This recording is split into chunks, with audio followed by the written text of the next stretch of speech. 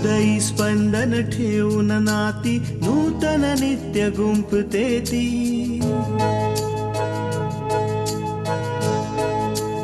हो हृदयी स्पंदन ठेवून नाती नूतन नित्य गुंफते ती. अंगणाची किरणे होऊन घरटे स्वर्णिम करते ती. स्मित फुलवून अधरांवरती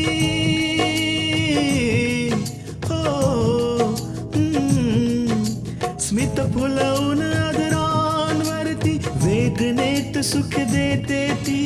लेक वहिनी आई होऊन जीवन आभा होते ती. सुकन्या सुकन्या सुकन्या आमच्या कन्या. पार्वती, अपूर्वने आपल्यावर खूप घाणेरडा आरोप लावलेला आहे. त्याचं असं म्हणणं आहे की आपण जाणून बुजून आकांक्षाच्या वरातीला परत पाठवून दिलं. पण आकांक्षा, मी तुला हे सांगतो, या गोष्टीसाठी मी बाबांना दोष देऊ शकत नाही आणि नाही आजीला. तुझ्यात आणि बाबांच्यात जे वाद आहेत तेही एक कारण आहे, ज्या कारणामुळे बाबा आणि आजी दोघंही आपल्या लग्नाला अजूनही स्वीकारू शकत नाहीये. तुम्हाला नाही वाटत की अपूर्व जरा बदलले? मागच्या काही दिवसात घरात असं काही घडतंय ज्याने अपूर्व नाराज आहे. आणि आज वेळेने जेव्हा कूस बदलली आहे तेव्हा त्यांची परिस्थिती जरा खराब झाली आहे. आणि आपली चांगली अपूर्वचं यश बघून बिंदियाच्या मनात लोभ निर्माण झालाय. पण आई, बिंदियाला तर माहित आहे ना की अपूर्वचं लग्न झालंय आणि आपण सगळ्यांनी त्यांना आधार दिलाय. बिंदियाला नोकरी पण दिलीये अपूर्वने. मग ती हे सगळं कसं विसरू शकते? त्यांच्यावर केलेले हे उपकार तिच्या लक्षात नाही? त्यांच्यावर केलेले हे उपकारच आपली सर्वात मोठी चूक बनते सुनबाई. आज जेव्हा ही लोक आपली चांगली परिस्थिती आणि पैसाडका बघत आहेत तेव्हा कदाचित बिंदियाला कुठे ना कुठे असं वाटतंय की हे सगळं तिच्या नशिबात होतं आणि हे कदाचित तिच्याकडून तू हिसकावून घेतलंस.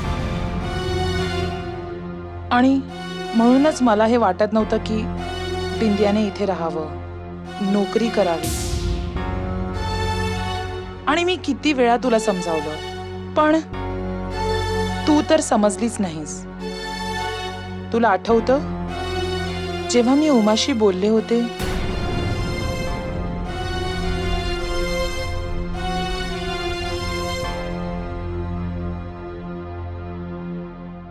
मला असं वाटतंय की मला आणि बिंदियाला कुठे दुसरीकडे जागा बघायला हवी. बोलतेस तर तू एकदम बरोबर. पण नाही काकू, तुम्हाला कुठेही जायची गरज नाहीये. पण तृष्णा, पण बिन काही नाही काकू, तुम्ही आमच्यासोबत इथेच राहायचं, नाहीतर मला राग येईल. आई, तुम्ही ही गोष्ट मला पहिले का नाही सांगितली? तुम्ही मला हे आधी सांगितलं असतं तर बरं झालं असतं. सुनबाई, आपण कोणावरही असे आरोप कसे लावू शकतो जोपर्यंत आपली खात्री पटत नाही?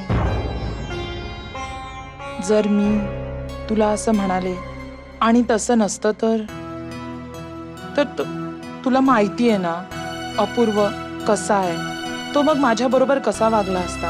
आई, तुम्ही अगदी बरोबर बोलताय. मी कधीच विचार केला नव्हता की बिंदिया असंही काही करू शकते. मी तर तिला माझ्या छोट्या बहिणीसारखं मानलं होतं. मला नव्हतं माहित की ती माझ्या आनंदात असा विरजण घालेल म्हणून. माझ्याकडून खूप मोठी चूक झाली आई की मी बिंदियाला समजूच नाही शकले. सुनबाई, तू अजिबात काळजी करू नकोस. मी आहे ना. त्या बिंदियाला तिचे वाईट हेतू कधीच साध्य करायला देणार नाही. मी कोणता ना कोणता उपाय नक्की काढेन.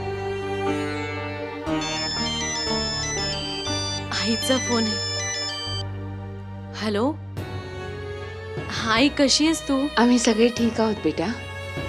तू सांग, तू कशी आहेस? कल्याणीताई कशा आहेत? मी मजेत आहे आणि आई पण बरे आहेत. माझ्या बाजूलाच बसले आहेत. बेटा मी तुझ्यावर खूप रागवले. तुझ्या आणि अपूर्वामध्ये इतकं टेन्शन सुरू होतं आणि तू आम्हाला काहीच सांगितलं नाहीस.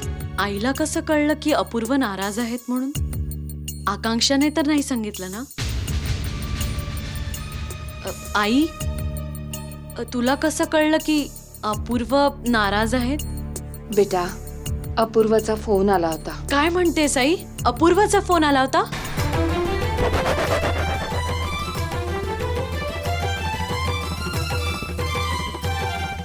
हो बेटा, तो तुझ्या बाबांना बरंच भलंबुरं बोलला.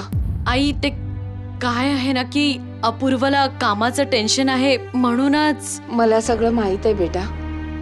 अपूर्व आकांक्षाच्या लग्नाबाबतीत खूप नाराज आहे.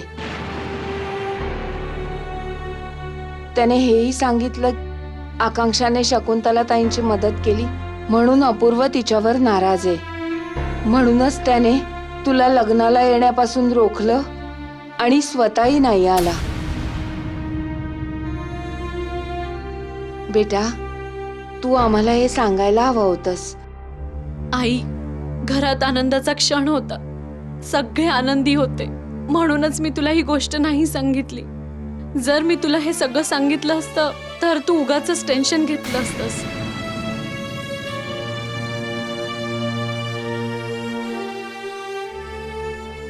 आणि आई, अपूर्वाला नाराज करून मी जर लग्नाला आले असते तर आमच्या नात्यावर त्याचा परिणाम झाला असता. अपूर्व असंही म्हणत होता की तो आता तुला इथे कधीही येऊ देणार नाही. बेटा मला तुझी खूप काळजी वाटतेय. आई, तू माझी बिलकुल काळजी करू नकोस. आई, अपूर्व सध्या रागावले. जेव्हा त्यांचा राग शांत होईल ना तर लवकरच आम्ही तुम्हाला भेटायला येऊ. दे मला बोलू दे त्यांच्याशी. हॅलो, कशा आहात पार्वती ताई? तिथे सगळं व्यवस्थित आहे ना? आकांक्षाशिवाय तर घर खूप सुनं सुनं वाटत असेल. हो कल्याणीताई, तुम्ही खरं बोलताय. आकांक्षाशिवाय हे घर सुनं सुनं वाटतंय. ही गोष्ट तर खरी आहे की मुलींना एक ना एक दिवस सासरी जायचंच असतं. तेच त्यांचं आपलं घर असतं. पण खरं सांगायचं तर मला माझ्या दोन्ही मुलींची खूप काळजी वाटते. तिथे आकांक्षा कशी राहत असेल आणि अपूर्वाचा फोन आल्यानंतर आता तर तृष्णाची सुद्धा काळजी वाटते. पार्वती ताई, तुम्ही दोन्ही मुलींची जराही काळजी करू नका. तिथे शकुंतला ताई आहेत ना आकांक्षासाठी. त्या तिला आपल्या मुलीसारखंच ठेवतील. आणि इथे सुनबाई आहे. मी असताना मी कधीच तिला त्रास व्हायला देणार नाही. ही माझी सून नाही, माझी मुलगी आहे. आणि तसंही सुनबाईचे माझ्यावर खूप उपकार आहेत.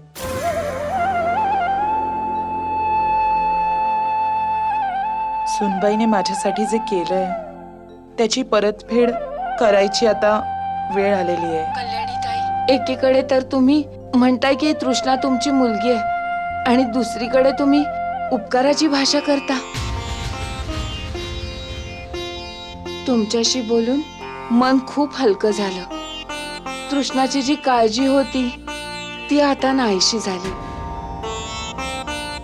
बरं ठीक आहे ताई, आता मी फोन ठेवते.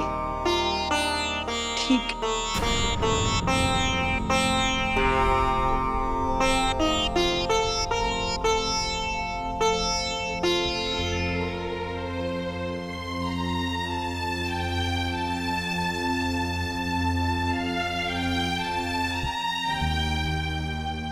सुकन्या आमच्या कन्या.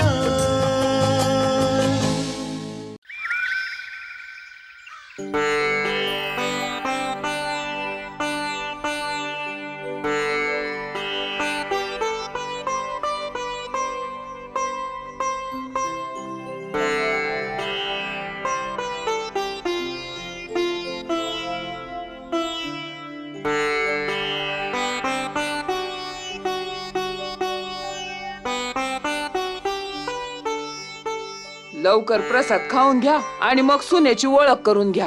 हो हो अम्माजी, सुनेची ओळख तर करूच हो, पण आधी प्रसाद तर घेऊ दे. प्रसाद सुद्धा घ्या आणि नाश्ता पण करा, पण पहिले सुनेला तर भेटा. अच्छा, चला सुनमुख बघून तर घेऊया, समजेल तरी की तुम्ही कोणती राजकन्या आणली आहे ती.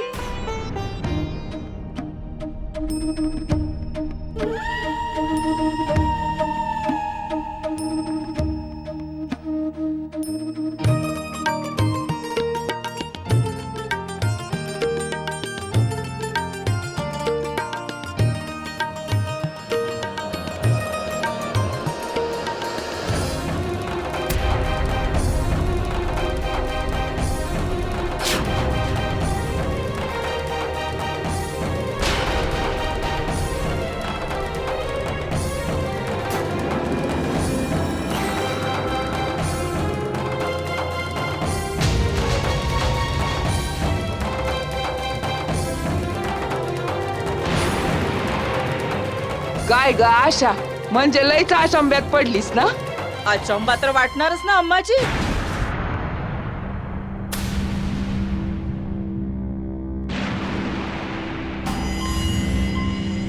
तुम्ही ही गोष्ट तर आम्हाला सांगितलीच नाही की हा प्रेमविवाह आहे. ही तर तीच मुलगी आहे ना जिचा त्या दिवशी पेपरमध्ये फोटो आला होता विराज बरोबर.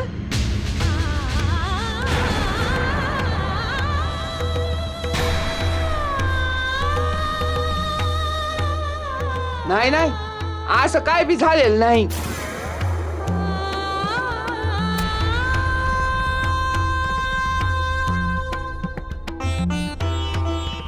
विमला, आता तू बघून घे बाई.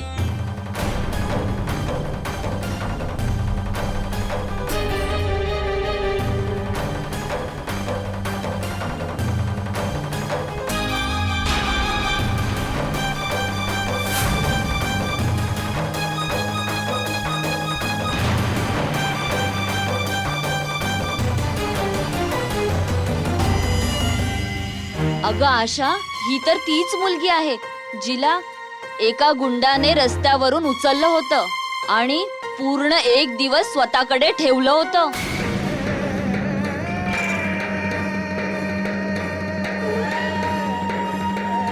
नाही एमला, तुमचा नक्की काहीतरी गैरसमज झालेला दिसतोय. ते तसं नाहीये. ते काहीही असू द्या अम्माजी, पण हा गैरसमज नाहीये.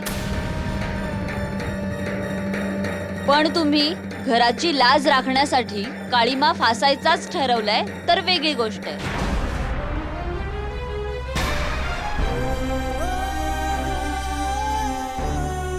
नाही नाही, असं नाही होऊ शकत. काय जमाना आलाय. रात्र घालवली एका बरोबर आणि आयुष्य घालवते कुणा एका बरोबर. मी तर असं ऐकलंय ही मुलगीच गुंडाच्या मागे लागलेली. अपहरण करण्याचं नाटक केलं असेल म्हणजे त्या गुंडाबरोबर मजा करता येईल.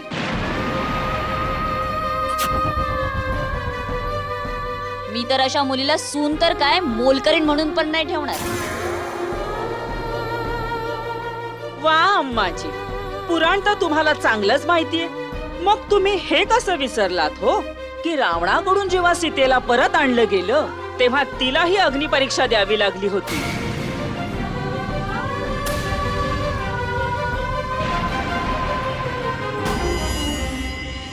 आता तुम्ही तुमच्या सुनेला अग्निपरीक्षा द्यायला लावणार.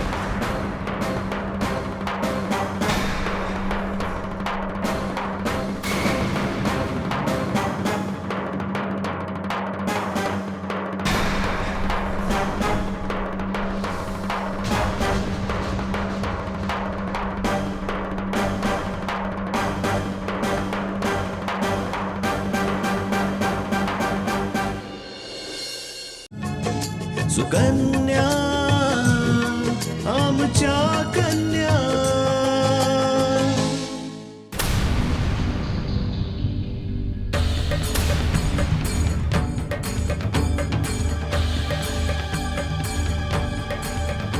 हो, तुम्ही बरोबर बोलताय. मी तीच मुलगी आहे जिने विराज सोबत त्या मांत्रिकाला पकडलं होतं.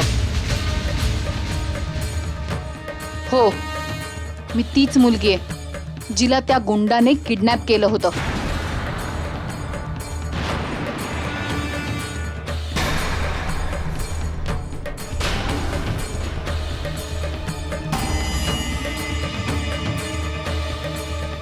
अजूनही तुम्हाला काही बोलायचंय की नाही? कारण तुम्हाला आता कळलंय ना की तुम्ही ज्या मुलीबद्दल बोलत होता ती मुलगी मीच आहे.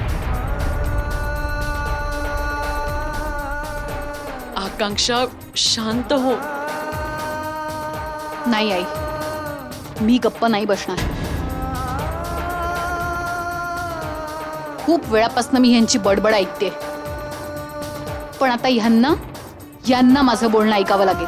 अम्माजी, तुमची सून तर खूप चलाक आहे. बघा काय बोलतीये. आम्ही काय खोटं बोलतोय?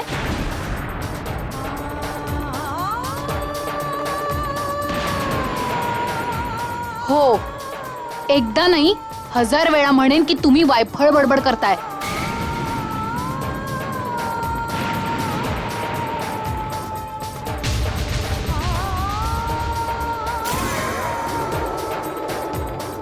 हे बरोबर आहे की विराज सोबत मिळून मी त्या मांत्रिकाला पकडलं, पण हेही तेवढंच खरंय की विराजशी माझं लग्न प्रेमविवाह नाही.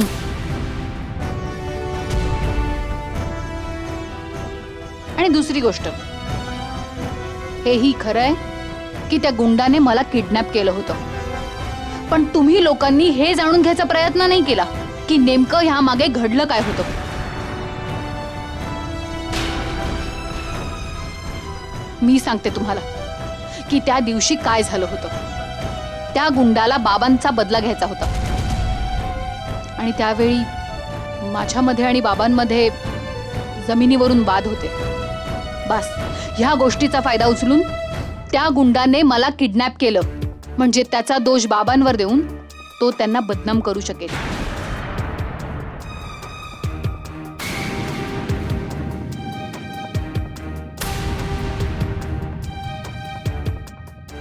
आणि थोड्या वेळानंतर तिथे विराज आले आणि त्यांनी मला त्या गुंडांपासून वाचवलं. बास, एवढंच घडलं होतं. पण ह्या गोष्टीला तुम्ही आपल्याच मनाचा अर्थ लावून सगळत बसलात. मला एक गोष्ट कळत नाहीये की जेव्हा एका बाईवरती संकट येतं तेव्हा दुसरी बाई तिची वैरी कशी होऊ शकते.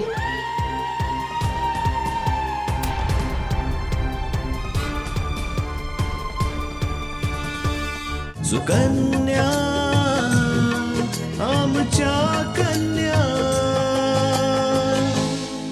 मला एक गोष्ट कळत नाहीये की जेव्हा एका बाईवरती संकट येतं तेव्हा दुसरी बाई तिची वैरी कशी होऊ शकते. पण मला असं वाटतं की त्यावेळी त्या बाईची सगळ्यांनी मदत करायला हवी. पण नाही, माझ्या आई वडिलांनी मला एवढंच सांगितलंय की मला सत्याच्या बाजूनी लढायचं. कदाचित म्हणूनच माझ्यावर नेहमी काही ना काहीतरी संकट आलंच.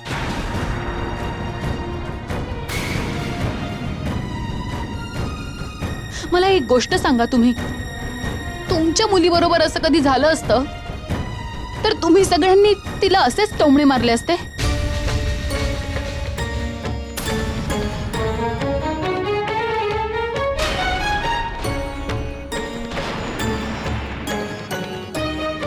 तुम्ही सगळ्या माझ्यापेक्षा मोठ्या आहात, मला आशीर्वाद द्यायला आला आहात, पण तुम्ही मला टोमणे मारताय. हे तर बरं झालं की तुम्ही हे सगळे बोलून घेतलं, नाहीतर मला कळलंच नसतं तुमच्या मनात काय आहे. चला, या निमित्ताने तुम्हा सगळ्यांना माझ्या बाबतीतलं खरं तरी कळलं.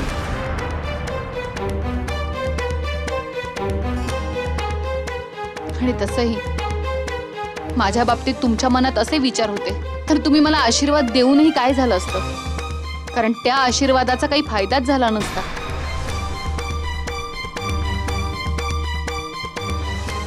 वा हो अम्माजी, तुम्ही आम्हाला सुन्मुख दर्शनासाठी बोलावलं होतात की अपमान करण्यासाठी? जर आम्हाला माहित असतं ना की इथे आमचा एवढा अपमान होणार आहे तर आम्ही मुळीच आलो नसतो हो.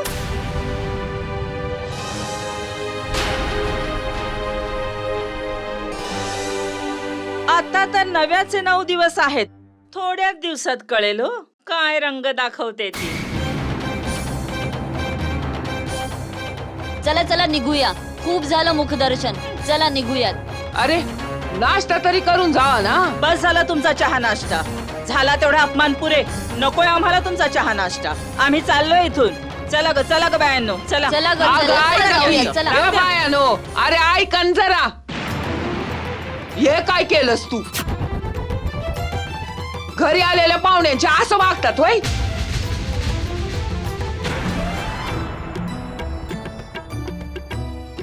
अख्ख्या समाजात ना कापून ठेवलं. शी तू करतील लोक. अगं तुला इतकी शिस्त नाहीये की घरी आलेल्या पाहुण्यांची कसं वागायचं असतं? नाही आजी, मी नाक नाही कापलं तुमचं. मी फक्त त्या लोकांच्या प्रश्नाला उत्तर दिलं. ते उत्तर जे कदाचित तुम्ही द्यायला हवं होतं.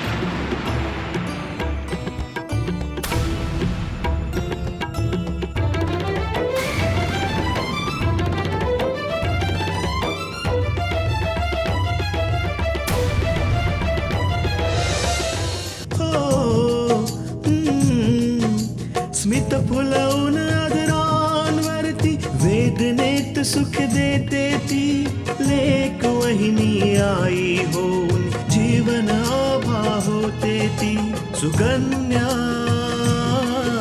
सुकन्या सुकन्या आमच्या